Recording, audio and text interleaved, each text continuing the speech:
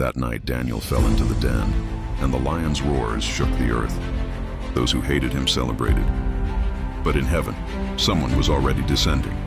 An angel of the Lord descended and shut the lions' mouths. The beasts surrounded him, but none moved. All night long Daniel stood under the bright shadow of that heavenly messenger. At dawn the king cried out, "Daniel, was your God able to save you?" And a voice came from the den, "My God, you sent his angel."